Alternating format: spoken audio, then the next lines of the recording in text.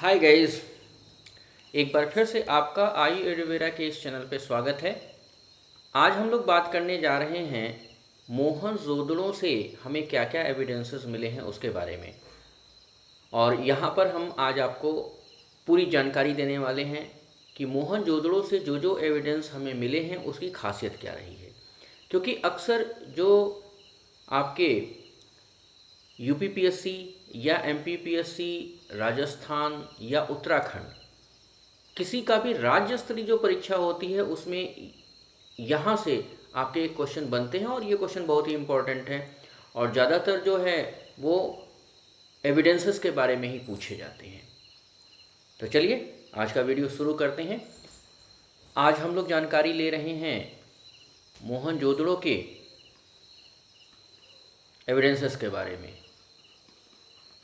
मोहनजोदड़ो से प्राप्त साक्ष्य,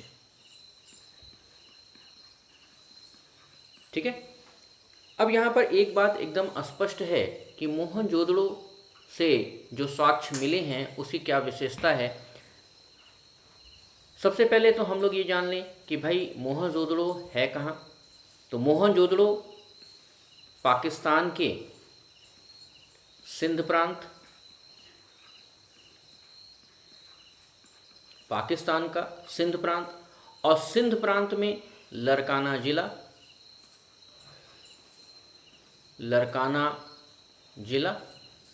और लरकाना जिला में सिंधु नदी, लरकाना जिला में सिंधु नदी और सिंधु नदी के किनारे ये स्थल प्राप्त हुआ है।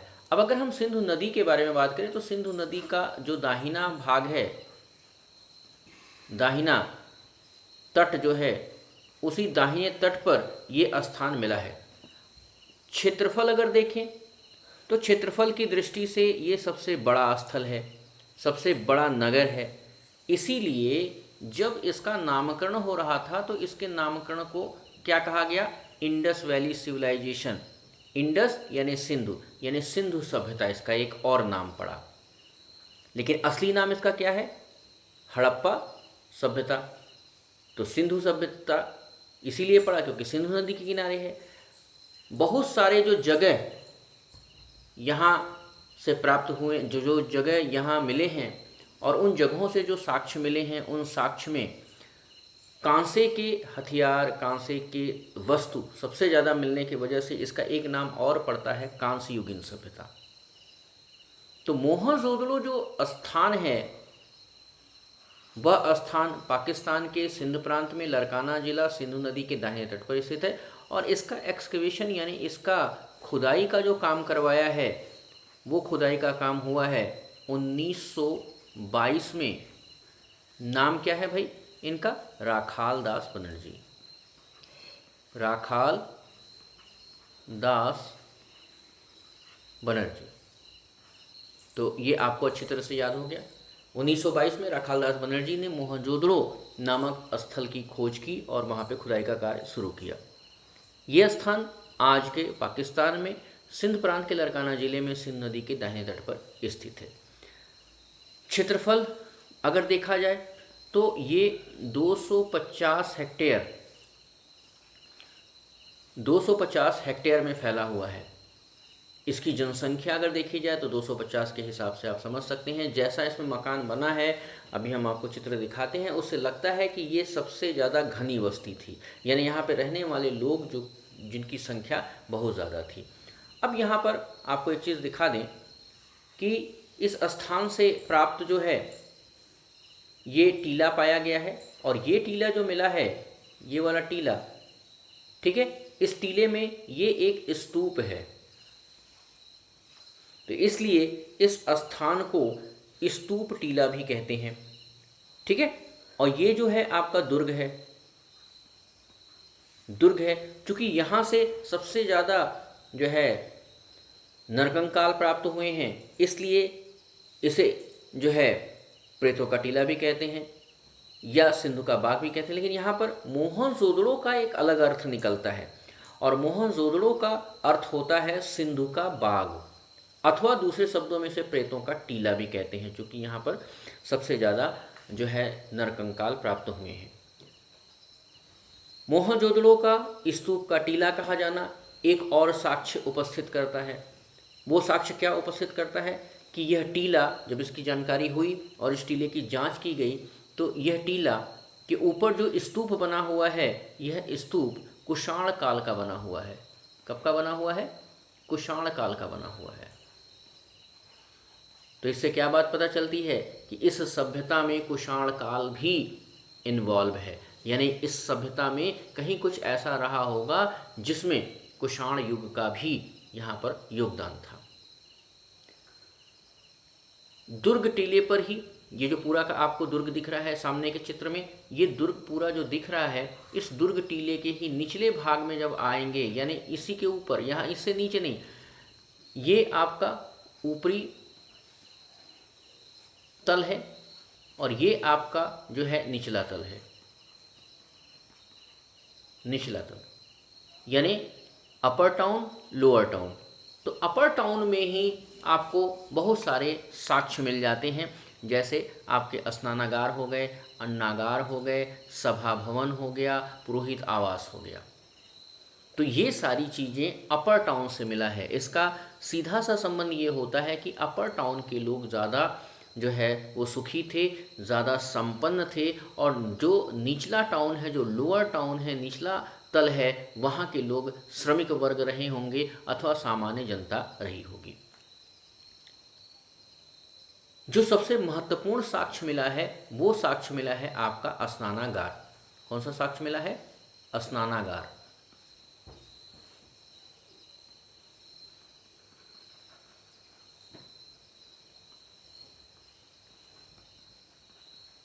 स्नानागार, ये स्नानागार आप देख रहे हैं काफ़ी बड़ा है। यहाँ पर ये जो आपको दिख रहे हैं खंभे, इसका अगर कंप्यूटराइज चित्र तैयार किया जाता है तो ये इस बात को सामने लाता है कि ये चेंजिंग रूम यानी कि कपड़ा बदलने के स्थान रहे होंगे। तो मोहनजोदड़ो का सबसे प्रसिद्ध जो साक्ष्य है वो सार्वजनिक स्नानागार है, जिसे विशाल स्नानागार या ग्रेट बाथ कहते हैं। इसका जलाशय जो है दुर्ग के टीले में ही था। इसके किनारों पर कुएं बने हुए हैं जहाँ से जल इस स्नानागार में भरा जाता था, और साथ ही साथ पकी हुई ईंटों की नालियाँ बनाई गई है, जिससे जल जब खराब हो जाता था या गंदा हो जाता था तो उस नालियों से ये निकाल दिया जाता था, यानी कि खराब पानी को निकाल दिया जाता था। इसमें अगर लंबाई चौड़ाई देखी जाए तो इसकी लंबाई जो है, ये लंबाई जो है वो 11.88 मीटर लंबाई इसकी है। चौड़ाई की बात करें तो ये चौड़ाई हो गया आपका, ये चौड़ाई जो है वो आपका मिल जाता है 7.01 मीटर, ये इसकी चौड़ाई यहाँ प्राप्त हुई है। और गहराई, यहाँ से यहाँ तक जो बीच की गहराई अगर देखी जाए तो गहराई जो है 2.43 मीटर ये गहराई है। तो आप आसानी से समझ सकते हैं, अगर आज के समय में इसे देखा जाए तो ऐसा नहीं लगता कि ये स्नानागार जो था वो उस समय का स्विमिंग पूल रहा होगा जहाँ पे लोग स्नान करते होंगे। इस तरह को एक और तरीके से देखा जा सकता है कि यहाँ पे देखिए स्लाइटली स्लोप है। व्यक्ति जो कम गहरे पानी में नहाना चाहता था तो वो यहीं से निपट जाता था। यहाँ देखिए थोड़ा सा ज़्यादा स्लोप है, ज़्यादा गहरा है, और अगर बीच में आएंगे तो और ज़्यादा गहरा है। तो इस तरह से 11/7/2.5 का ये जो स्नानागार मिला है, ये किस उद्देश्य था, इसका एक यही अंदाज़ा लगता है कि ये हो सकता है किसी पवित्र उद्देश्य से किया जाता होगा, जहाँ पे लोग स्नान करके यहाँ पे पूजा करते थे। दोनों तलों पे आप देख रहे हैं इधर से भी सीढ़ी बनी हुई है और इधर से भी सीढ़ी बनी हुई है, यानी एक सीढ़ी इधर है, दूसरी सीढ़ी उसके ठीक सामने है। स्नानागार का जो फर्श है, ये आप पूरा फर्श जो देख रहे हैं ये पकी हुई ईंट का बना हुआ है। इसका मतलब है कि उस समय की जो टेक्नोलॉजी थी वो कच्ची ईंटों की नहीं हुआ करते थे, पक्की ईंट का था। ठीक है, और पास के कमरे में बड़ा सा कुआं है, यहाँ पर इस तरफ कमरा है, यहाँ बड़ा सा कुआं है जहाँ से पानी हौज में डाला जाता था। दक्षिण पश्चिम में गंदा पानी निकालने के लिए व्यवस्था थी। अब देखिए यहाँ पर वास्तु का भी बहुत ध्यान रखा गया है। दक्षिण पश्चिम का हिस्सा जो है वो पानी निकालने के लिए बनाया गया है।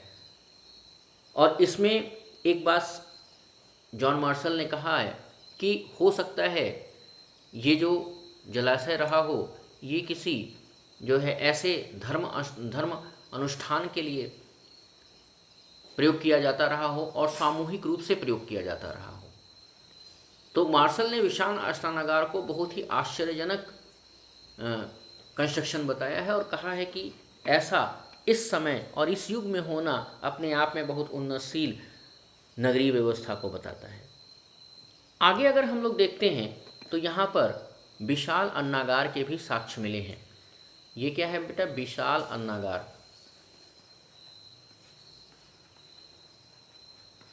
विशाल अन्नागार यानी ग्रेट ग्रेनरी।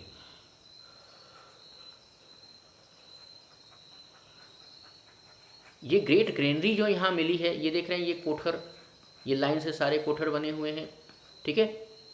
ये कोठर इस बात को बताते हैं कि इसका उपयोग जो है अनाज के भंडारण में किया जाता था, ठीक है। तो यहाँ पर 45 बाई 15 मीटर लंबा सबसे बड़ा अन्नागार मिला है। कितना? 45 बाई 15 मीटर स्क्वायर, ये इसका क्षेत्रफल था, यानी 45 मीटर लंबा और 15 मीटर चौड़ा यहाँ पर विशाल अन्नागार प्राप्त हुए हैं। यहीं से सभा भवन मिला है। सभा भवन जो है वो दुर्ग के दक्षिण, अब यहाँ पे ये दुर्ग है, इसके दक्षिण भाग में सभा भवन मिला है जो वर्गाकार भवन है, वर्ग में बना हुआ है, यानी पूरे स्क्वायर है। और साथ ही साथ इस सभा भवन में अंदर प्रवेश करने पर ऐसा आभास होता है कि यहाँ पर तमाम विद्वान लोग आकर के और अपनी अपनी बात रखते थे। स्नानागार के उत्तर पूर्व की तरफ जाए। अभी हम लोगों ने देखा कि स्नानागार के जो दूसरे तरफ का हिस्सा है, दक्षिण पश्चिम का हिस्सा है। अब यहाँ से आपको हम मैप से समझा दें, ये हो गया ईस्ट पूरब, ये वेस्ट, नॉर्थ और साउथ। अगर मान लेते हैं यहाँ स्नानागार है तो स्नानागार का जो दक्षिण पश्चिम, दक्षिण और पश्चिम यानी ये वाला जो हिस्सा है, वहाँ पर गंदा पानी निकालने के लिए नाली की व्यवस्था है। और स्नानागार के उत्तर पूर्व में, ये उत्तर हो गया, ये पूर्व हो गया, यहाँ पर जो है वो किसका स्थान है? विशाल एक आवास मिला है जिसे कहा गया है ये पुरोहित आवास हो सकता है। तो उत्तर पूर्व का कोना यानी वो ये हो गया आपका अग्नि,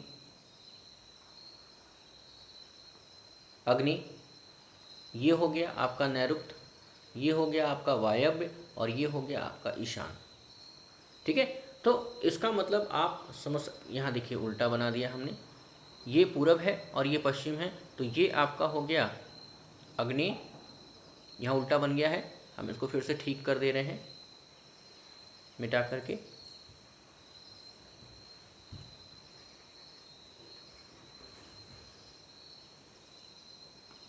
ये आपका पूरब है, तो पूरब का ये वाला हिस्सा आपका हो गया अग्नि, ये वाला हिस्सा हो गया आपका ईशान, ये हो गया नैऋत्य और ये हो गया वायव्य। यानी कि आप देख सकते हैं ईशान में जो मकान है वो पुरोहित का हो सकता है, यानी कि पूजा घर जो है वो ईशान में बनता है। तो इसका वास्तु का भी ये लोग बहुत अच्छा ख्याल रखे हुए थे। और पानी के निकास का मैक्सिमम जगहों में पश्चिम की तरफ पानी निकाला जाता है। और लेकिन अगर आधुनिक वास्तु का अगर ध्यान रखें तो पानी का जो सही निकास होना चाहिए वो पूरब की तरफ होना चाहिए। यानी आप ये कह सकते हैं कि यहाँ पर बहुत ही कायदे से वास्तु का भी प्रयोग किया गया है, यानी इस समय के लोग वास्तु विज्ञान से भी परिचित थे। मोहनजोदड़ो से ही एक ऐसा जगह मिला है जो टीले के रूप में है और मकान उसके अगल बगल बने हैं और बीच में एक चौड़ी सड़क है। तो ये आप देख सकते हैं, ये इतनी चौड़ी सड़क है जो 3 मीटर चौड़ी है। और इसका कंप्यूटराइज चित्र देखने पे पता चलता है कि इसके जो द्वार होते थे वो इसी गलियों में खुलते थे। तो द्वार का इन गलियों में खुलना इस बात का प्रतीक है कि ये लोग बहुत ही सिविलाइज्ड हुआ करते थे। और यहाँ पर गली भी जो है वो पक्की ईंटों से बनी हुई है। ये क्षेत्र जो है पूर्वी टीले के अंदर आया है और इस क्षेत्र में हम HR एरिया में बांटे हैं, VS एरिया में बांटे हैं और DK एरिया में बांटे हैं। यानी HR, VS, DK इतनी एरिया को मोहनजोदड़ो में इतने एरिया चिन्हित किए गए हैं और उससे पूरे मोहनजोदड़ो का जो क्षेत्र है, जो 250 हेक्टेयर का जो क्षेत्र है, उसे 3 भागों में बांट दिया गया है, HR एरिया, VS एरिया और DK एरिया। HR क्षेत्र सबसे ज़्यादा प्रसिद्ध है क्योंकि HR क्षेत्र से ही ये कांसे की नर्तकी प्राप्त हुई है। ठीक है, कांसे की नर्तकी। और मोहनजोदड़ो में अगर वैसे देखा जाए तो HR क्षेत्र से R37 नाम का कब्र मिला है। तो अगर नरकंकालों की बात करें तो इनके पूरे जितने भी क्षेत्र हैं, चाहे वो HR हैं, VS हैं या DK हैं, कुल इनका जो मानव कंकाल मिला है वो 21 की संख्या में मिला है। यानी 21 मानव कंकाल यहाँ से प्राप्त हुए हैं। लेकिन यहाँ पे कहीं कोई कब्रिस्तान नहीं मिला है, ऐसा कोई साक्ष्य यहाँ पर दिखने को नहीं मिलेगा। हाँ, कुछ कब्र जरूर मिली है जो R37 है, इसका चित्र हम यहाँ देख सकते हैं। ये R37 नाम का एक जो R37 जगह है, यहाँ से एक कब्र मिली है और इस कब्र को खोलने पर, अब यहाँ पे आप कहेंगे सर अभी तो बोले आपने कब्रिस्तान नहीं है। कब्रिस्तान का मतलब होता है कि लाइन से ही लाशों को दफन किया गया, लेकिन यहाँ पर एक ऐसा ताबूत में बंद एक लाश मिला है। उस लाश को देखने से पता चलता है कि ये पूरी तरीके से ममी युक्त है, यानी इसको संरक्षित रखा गया है। और इसके शरीर पर जेवर, ये देख रहे हैं, ये सारे जेवर हैं इसके, ये सब जेवर हैं। देखिए पैर में भी जो जेवर हैं वो निकल करके यहाँ पड़ा हुआ है। तो जेवर पहनी हुई महिला अथवा पुरुष का ये चित्र है। तो यहाँ से आप समझ सकते हैं कि इस तरह के नरकंकाल भी प्राप्त हुए हैं जो हाईली एडवांस स्टेज में लाश को सड़ने से बचाने के लिए तमाम तरह की ममी अथवा रसायन का प्रयोग किया गया है। हड़प्पा और मोहनजोदड़ो की अगर हम बात करें तो हड़प्पा और मोहनजोदड़ो की जो बीच की दूरी है, वो बीच की दूरी 482 किलोमीटर है। ठीक है, तो यानी हड़प्पा और मोहनजोदड़ो एक दूसरे से 482। अब यहाँ पर ये देखिए, ये जो है ये रावी नदी और ये जो आपका है इंडस नदी। तो इंडस नदी के किनारे ये है, रावी नदी के किनारे ये है। चूँकि ये एरिया सबसे ज़्यादा बड़ा मिला इसलिए इसका एक अन्य नाम इंडस वैली हो गया। लेकिन सबसे पहले हड़प्पा नामक स्थल पे खोज हुई, इसलिए इसका जो ओरिजिनल नाम है, जो कागज में नाम है, वो है हड़प्पा सिविलाइजेशन, यानी हड़प्पा की सभ्यता। तो हड़प्पा और मोहनजोदड़ो एक दूसरे से 482 किलोमीटर दूर हैं, सिंधु नदी से जुड़े हैं। तो पिग्गट महोदय क्या कहते हैं इसके बारे में? पिग्गट महोदय कहते हैं कि ये नगर सिंधु सभ्यता की जुड़वा राजधानियाँ थी। ये प्रश्न आपके एग्जाम में बहुत ज़्यादा आता है। तो आज के क्लास में हम लोगों ने देखा कि मोहनजोदड़ो कहाँ है, किस जगह स्थित है और कैसी कंडीशन में है। इसके साथ ही साथ हम लोगों ने आज ये भी पढ़ाई की कि वहाँ से कौन कौन से साक्ष्य मिले हैं और इन साक्ष्यों पर ही जुड़े हुए क्वेश्चन आते हैं। ये वीडियो आपको कैसा लगा ये हमें नीचे कमेंट बॉक्स में ज़रूर बताइएगा। और ऐसे ही वीडियो प्राप्त करने के लिए अभी तक जिन लोगों ने आई एडुवेरा के इस चैनल को सब्सक्राइब नहीं किया है वो सब्सक्राइब कर लें, ताकि दिनेश सर का वीडियो वहाँ मिलता रहे। क्योंकि दिनेश सर का वीडियो तो इसीलिए प्रसिद्ध है कि GS विद दिनेश सर हमारे साथ हैं। तो आज के लिए बस ये सफ़र इतना ही रखते हैं, फिर जल्द ही हम एक वीडियो लेके मिलेंगे। तब तक के लिए बाय बाय, थैंक यू।